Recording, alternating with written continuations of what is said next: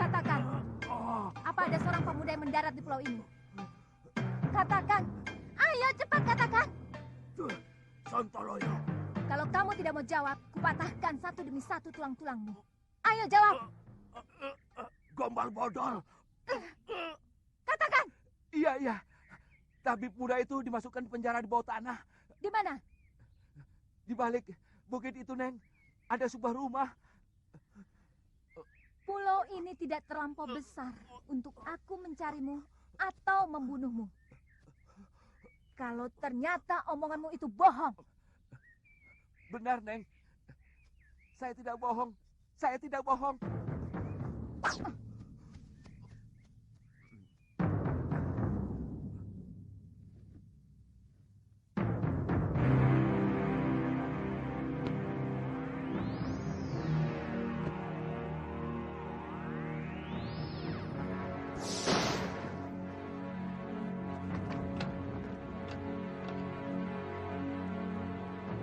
Jangan berlagak jago ke sana. Biarkan kami tetap di sini. Hei, di sini jauh lebih aman daripada di luar. Selamatkan saja dirimu sendiri.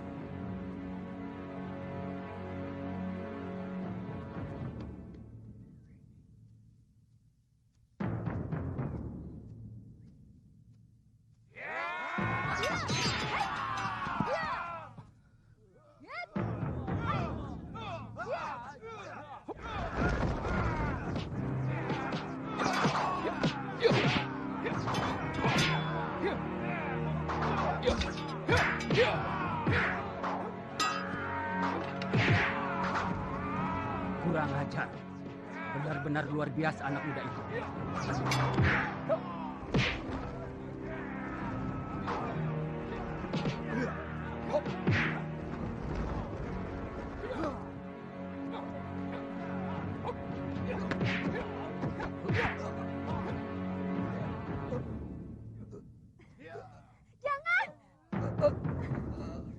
Jangan bunuh kakek saya. Kasihanilah dia. Saya bersedia menjadi budak Kisanak. Kalau Kisanak mau mengampuni kakek saya. Baik. Kalian semua saya ampuni. Tapi mulai sekarang, kamilah yang menguasai pulau ini. Kami? Kami dari perguruan Sugalu. Aku Putri Empu Mahsyura. Dan dia adalah murid utamanya. Satu yang ingin kutanyakan pada kalian. Aku mencari ibuku. Yang telah dibuang dengan hukum yang semena-mena. Oleh Bresdayu. Saya memang pernah mendengar bahwa Adiaksa Sedayu mengirimkan 3 orang hukuman. Tapi sampai sekarang belum pernah tiba di pulau. Mungkin kapalnya terserang badai. Karena bulan-bulan ini memang musim barat. Perintahkan seluruh rakyat Tuan untuk mencari orang yang terdampar di pulau ini. Baik, Dewi. Sisir seluruh pantai. Bebaskan semua orang yang dipenjara bawah tanah. Maaf Kisanak. Mereka manusia-manusia bejat. Sangat bejat. Mereka pasti akan membuat onar kalau dibebaskan. Itu tanggung jawab saya.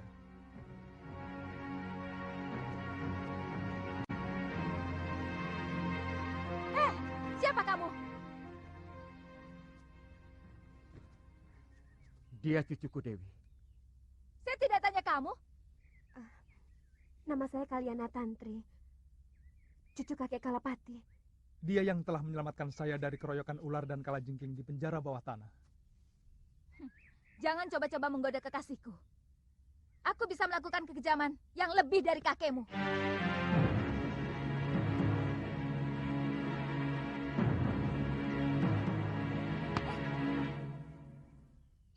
Nyai yakin kakak empu pergi semedi? Sejak kemarin, Ki Darpa. Biasanya 3 hari baru pulang. Ini upahmu. Terima kasih, Nyai. Kamu yakin Nyai Sintawati sudah dikirim ke Momongan? Sudah, Nyai. Tapi kapalnya tenggelam terkena badai. Jurumudinya selamat bisa mencapai ujung genting dan melaporkan kepada saya. Jangan-jangan... Jangan khawatir, Nyai. Tidak mungkin orang bisa menyelamatkan diri dari kapal tenggelam. Jurumudi itu bisa selamat karena kebetulan mengapung di atas kepingan papan kapal. Ya sudah. Baik.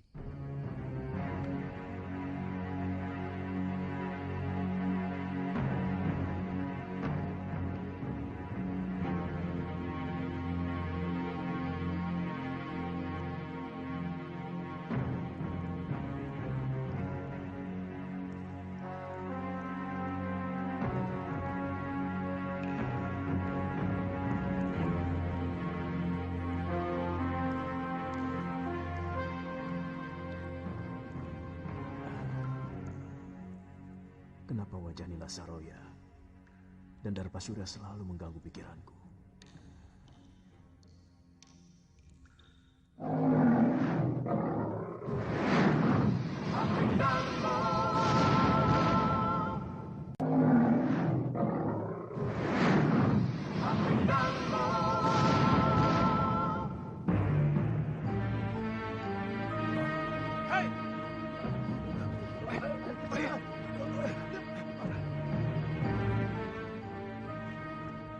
Ada apa?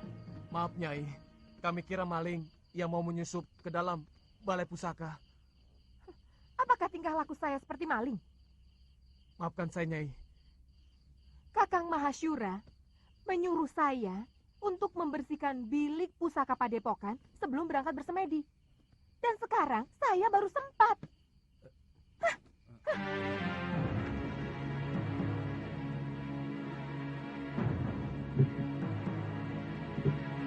Saya heran, kenapa guru lebih mencintai Nyai Nila? Orangnya angkuh dan agak culas. Jaga mulutmu, Radi. Kalau sampai terdengar Gusti Empu, kamu bisa diusir dari Sugalu. Bukan begitu. Ini antara kita saja. Terus terang, saya lebih hormat sama Nyai Dewi Sintawati. Dia sangat bijak dan selalu memperlakukan kita seperti sanak kadangnya sendiri. Terus terang, saya sendiri agak ragu bahwa Nyai Dewi tega berbuat serong dengan keramnya. Sangat mungkin Ki Darpasura ikut bermain untuk menyingkirkan Nyai Dewi. Sebab bukan rahasia lagi antara Nyai Dewi dan Ki Darpasura saling membenci. Karena adik Gusti Empu merasa tersingkirkan oleh pengaruh Nyai Dewi selama ini. Dan si Gramya itu kan murid yang paling jujur. Mana mungkin dia tega mengkhianati guru? Pendapat Radi dan Adi Bendo memang ada benarnya. Saya pernah memergoki Ki Darpasura dan Nyai Saroya terlibat pembicaraan yang kelihatannya sangat penting. Sebelum Nyai Dewi dituduh melakukan perbuatan aib. Bukan tidak mungkin mereka bersekongkol untuk menyingkirkan Nyai Dewi. Karena kedua belah pihak sama-sama diuntungkan.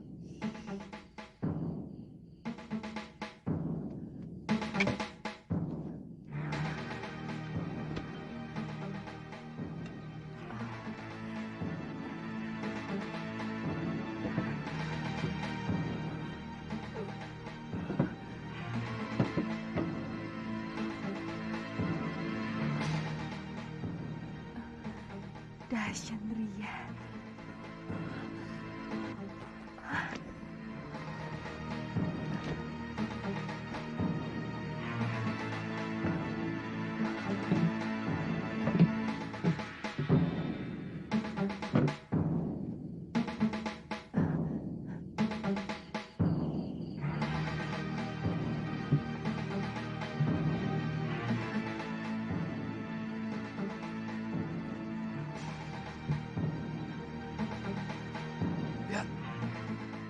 Apa yang dibawanya?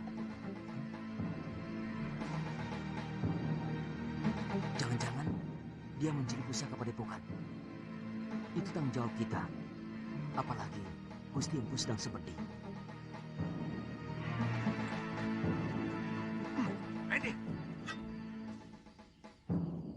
Ada apa lagi? Maaf Nyai, rumah pusaka ini tanggung jawab kami. Apa yang Nyai bawa? Bukan urusan kalian. Kami bisa digantung kalau ada selembar benang pun yang hilang dari bilik pusaka itu. Maaf, berikan kepada kami buntelan itu, Nyai.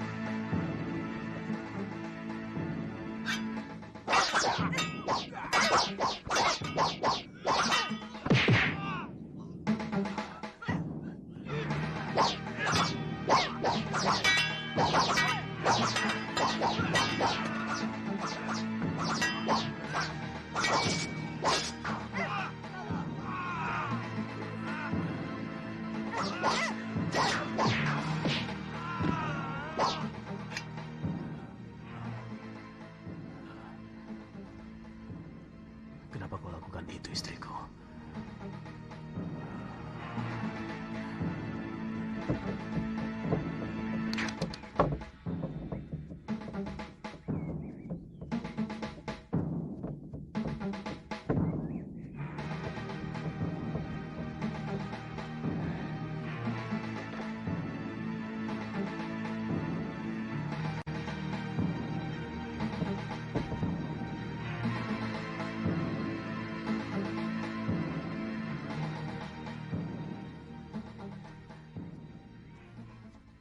Maaf, agak terlambat. Saya harus menangani orang-orang yang Nyai bantai semalam. Terpaksa saya lakukan, Ki. Mereka mau menghalangi saya. Kita berangkat sekarang? Rencana Nyai sudah benar-benar mantap. Kamu pikir saya benar-benar mencintai orang tua macam Mahasyura, meskipun dia sangat sakti? Selama ini, saya terpaksa berpura-pura mencintai dia, karena saya butuh ilmunya. Tapi Kakang Mahasyura selalu melarang saya berlatih ilmunya, dengan alasan perut saya. Bagaimana nanti dengan anak Kakang Mahasyura yang sedang Nyai kandung? Ini anakku. Aku sangat yakin anak yang aku kandung ini bukan anak Kakang Mahasyura.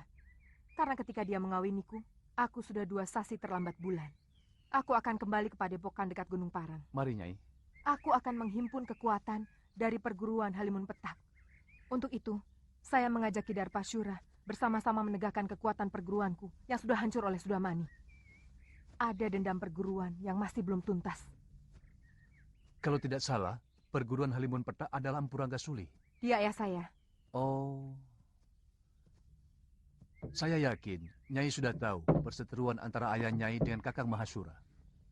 Itu kenapa saya harus minggat dari Sugalu. Siapa nanti yang akan menjadi guru di sana? Kamu sendiri, Ki. Nanti kalau anak ini sudah lahir, aku yang akan menggantikannya.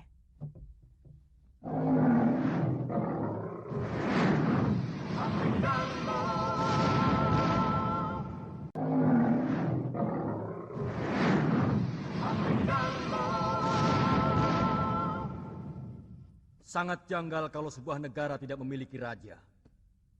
Selama Gusti Prabu Anglingdarma meninggalkan negeri Malwapati, rakyat kita seperti ayam kehilangan induk. Tidak memiliki kebanggaan sebagai rakyat Malwapati.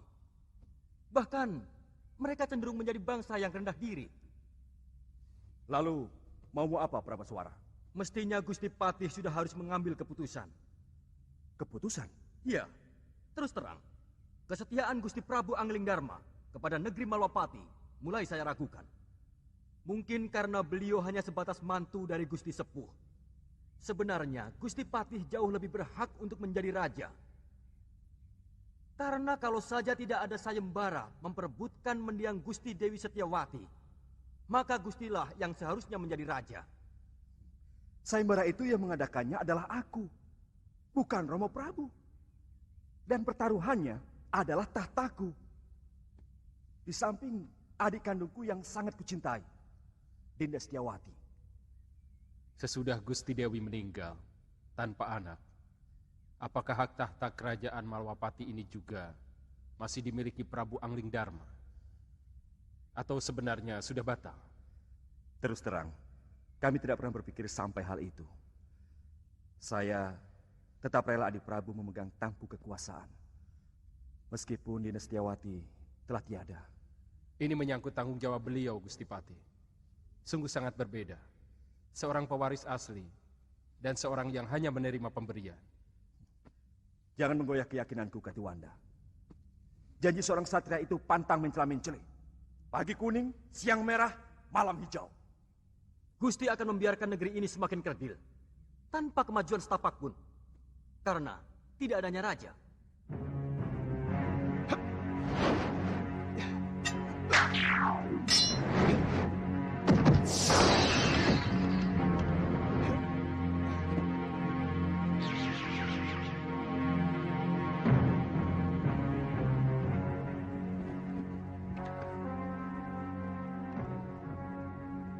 Tidak, tidak benar semua ini.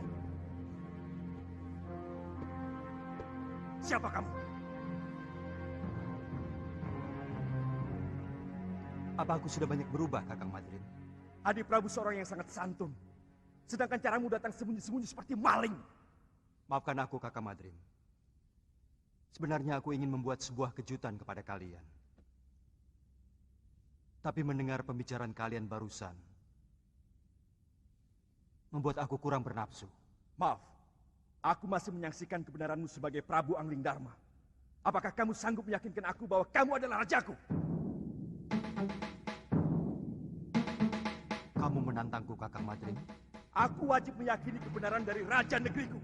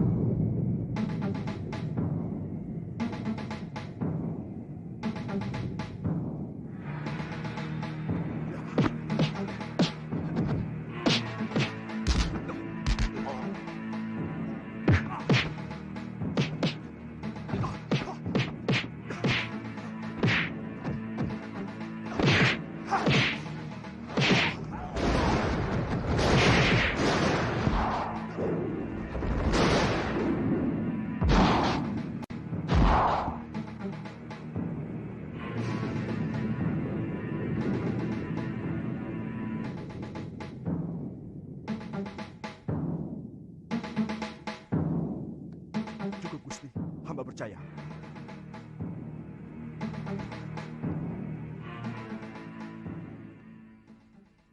Pengembaranku ternyata tidak sia-sia, Kakang Madrin. Aku bisa melihat langsung apa yang terjadi di kalangan rakyatku. Berbagai macam bentuk kehidupan yang selama ini belum pernah saya lihat dari tembok ke daton. Sudah merupakan kebiasaan. Seorang Prabu biasanya cukup melihat kehidupan rakyatnya lewat laporan para tumenggung dan adipati. Adipati menerima laporan dari para kubu dan bekel.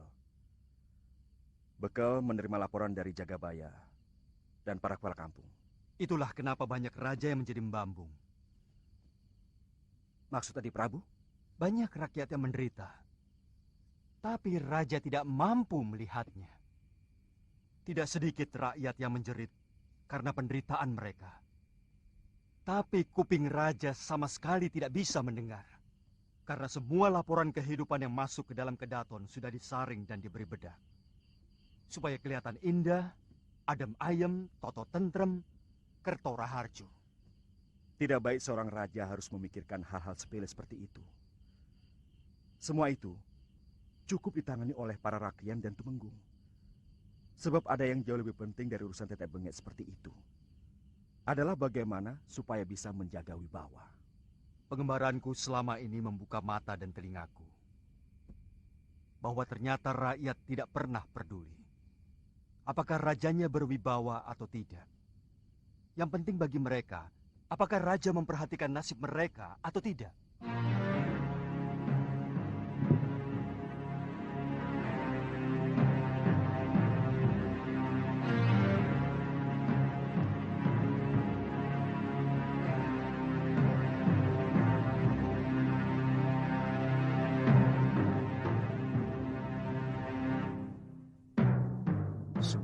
Pusaka terbaik ciptaanku dicuri.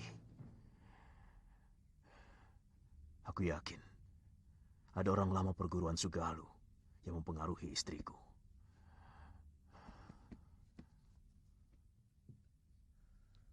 Saya tidak tahu apakah ini hanya kebetulan terjadi. Sejak Nyai Nila pergi, Ki Darpasura tidak pernah kelihatan di rumahnya maupun di padepokan. Kata pekatik rumahnya, Ki Darpa pergi mengendarai gerobak di hari yang sama dengan kepergian Nyai Nila. Darpasura. Apa mungkin adik kandungku tega mengkhianatiku, Subada? Saya benar-benar tidak tahu, Guru.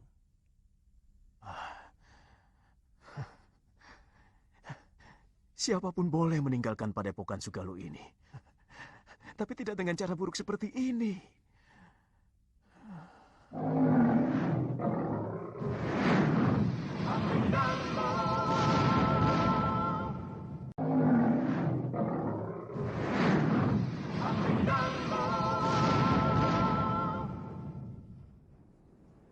Semua orang sudah dikerahkan menyisir pantai. Bahkan, beberapa orang pun sudah sampai di Pulau Hantu. Tapi Biung belum juga diketemukan. Terus terang, saya bingung, Kakang. Kamu siap menghadapi Gusti Empu, juga para tumenggung Sedayu, kalau kembali ke padepokan Sugalu? Maksudmu, kamu lebih suka tetap tinggal di pulau ini? Karena kamu naksir sama cucu Kalapati itu, kan? Lu, jangan keungkit itu lagi. Aku sudah katakan semuanya kepadamu. Tantri hanyalah teman biasa. Apakah aku harus bersikap kasar kepada orang yang pernah menolongku? Tidak perlu kasar, tapi perlu ada jarak. Selama ini, kesannya Kakang terlalu memberi kesempatan pada gadis centil itu. Kakang memang senang, kan? Galuh, jangan. Senang? Galuh, jangan geli. Galuh, jangan geli. Kakang, tunggu. Kakang, jawab dulu pertanyaanku. Ayo, ngaku saja, benar kan? Kakang, ayo. Dinda Prabu, baru beberapa hari di sini. Sebenarnya akan lebih baik kalau Dinda pergi setelah melakukan pasemuan agung dengan segenap pamong. Terus terang, hampir seluruh rakyat Malawapati masih berkabung. Pertama karena kematian Dinda Setiawati. Dan kedua, karena kepergian Adi Prabu sendiri. Kakang Madrim, masih ada beberapa persoalan yang belum aku selesaikan. Aku akan segera kembali kalau semua persoalan sudah bisa dibereskan. Jaga baik-baik negeri ini, Kakang. Dan perintahkan rakyat menghentikan perkabungan. Karena aku masih dalam keadaan selamat. Baik, Dinda Prabu.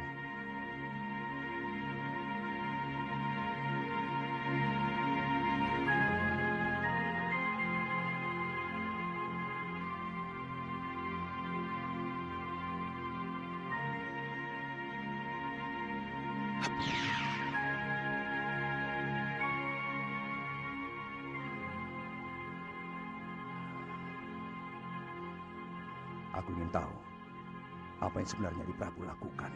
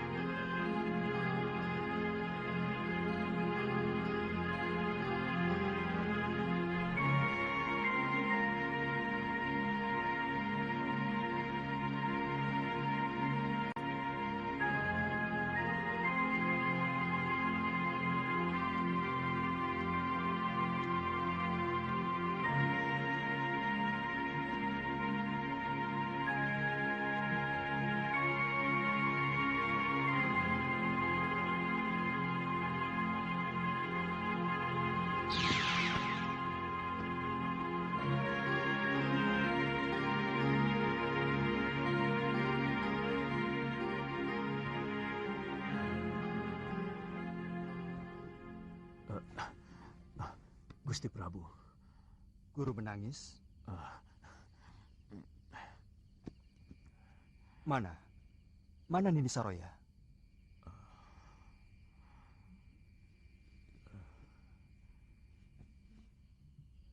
Sejak siang saya duduk di sini, merenungi nasib buruk yang sedang saya alami. Hampir dengan waktu yang bersamaan, saya kehilangan segala-galanya, Gusti. Mungkin juga harapan saya. Apalagi yang terjadi, Guru? Rupanya itu Guru Dinda Prabu. Terus terang, hati kecil saya tidak percaya bahwa Sintawati melakukan aib yang menjijikkan itu.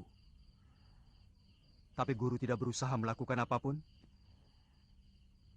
Sejak itu hati saya selalu gelisah. Saya selalu dikejar perasaan bersalah. Lalu saya melakukan semedi memohon petunjuk kepada Sang Pencipta. Apa yang harus saya lakukan? Ternyata hal yang tidak pernah saya duga sama sekali memukul batin saya lebih berat lagi, Gusti. Nila Saroya minggat setelah mencuri beberapa kitab perguruan Sugalu. Darpasyura, adik kandung yang selama ini saya bimbing, telah berkhianat. Saya curiga, dia juga yang mengatur pelarian dan pencurian. Dia minggat bersama Nila. Saya ikut berbela sungkawa, Guru. Soal kitab tidak terlalu mengganggu pikiran saya. Saya masih bisa menyusunnya kembali. Tapi bayi yang dalam kandungan Nila itu adalah darah daging saya, Gusti. Bayi itu bukan anak Guru. Bukan titisan Guru. Ketika Guru mengawini Nila Saroya, dia sudah 2 sasi tidak datang bulan. Dari mana Gusti Prabu tahu? Saya kebetulan melihat mereka berdua di tengah hutan. Dan mendengarkan pengakuan Nila Saroya. Bibit yang dia kandung adalah titisan Sudamani. Yang telah memperkosanya ketika semua saudara seperguruannya dikalahkan oleh pendekar Durjana itu. Dia? Nila Saroya, putri Mpu Ranggasuli. Dari perguruan Halimun Petak. Ranggasuli. Dia telah tewas di tanganku. Waktu terjadi perseteruan antara Padepokan Sugalu dengan Padepokan Halimun Petak. Tapi saya yakin, apa yang dilakukan Nila Saroya bukan karena dendam kepada Guru, tapi dendam dia kepada Sudamani. Apa maksud Prabu supaya saya tidak menghukum Saroya maupun Darpasyura? Paling tidak Nila Saroya, karena sebenarnya dia wanita yang perlu dikasihani. Guru masih bisa memperbaiki kesalahan dengan mencari kembali Galuh Parwati dan Nyai Sintawati. Saya yakin Darpasyura telah membunuh Dinda Sintawati dengan cara menenggelamkannya di laut. Saya benar-benar jadi orang kalah, Gusti Prabu.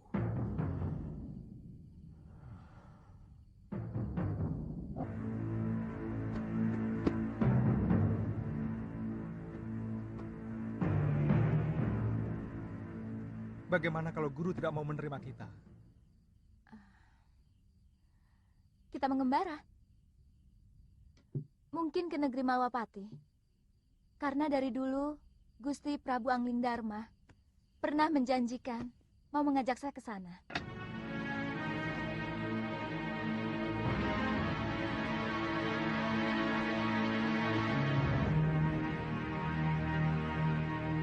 Saya sudah minta dibuatkan ketupat untuk bekal selama pelayaran kita.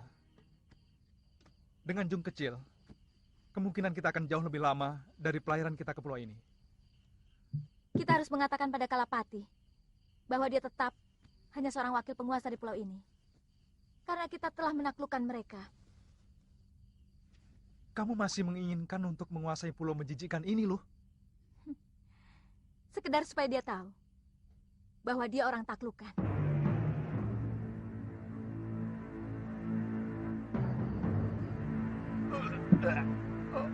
Pokoknya kakek harus menahan Seliwa di sini. Buat apa?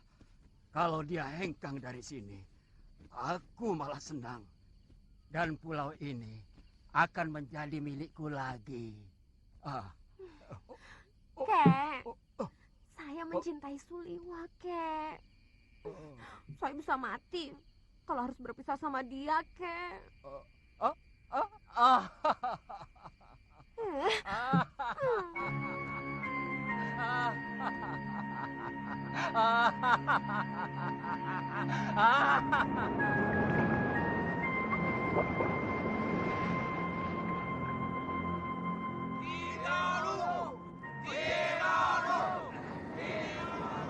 Kakak, Kalapati masih belum kelihatan. Kakak! Kakak Seliwa! Kakak!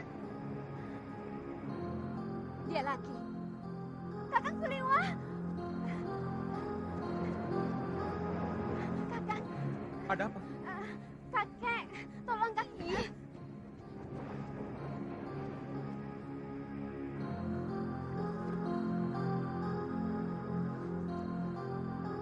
Kenapa kakek? Dia tiba-tiba pingsan. Tolong kakak. Pingsan? Sebentar ya. Loh? Apa? Sana, tolong kakek si centil itu. Jangan begitu. Bagaimanapun, saya tidak bisa melepaskan kewajiban saya sebagai seorang tabib. Saya kan tidak melarangmu. Lagi pula itu bukan urusanku. Sebaiknya kau ikut. Bagaimanapun, kita perlu bicara dengan Kalapati.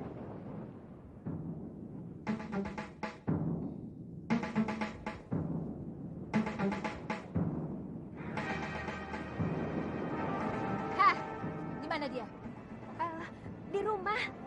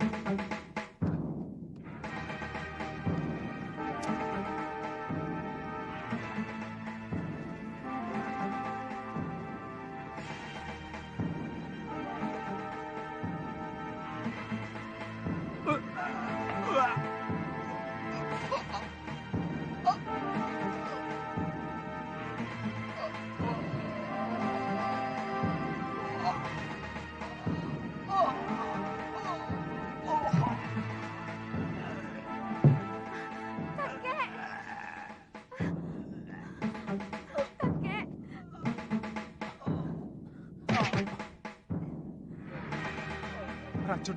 Cepat ambilkan air. Kakekmu terkena racun ikan gelembung dan bunga karang darah. Baik.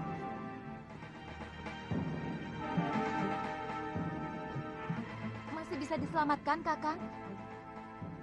Tugas seorang tabib adalah berusaha.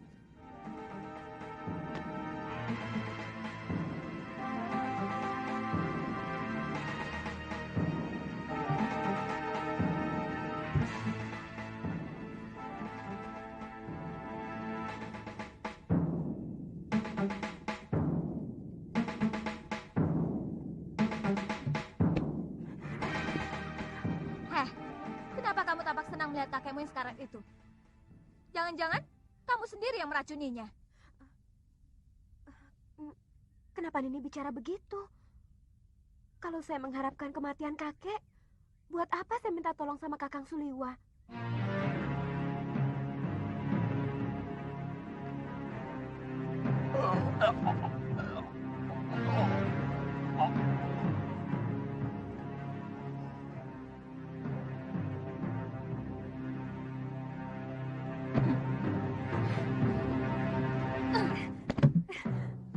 Jangan berani-berani menggoda kekasihku, Tantri.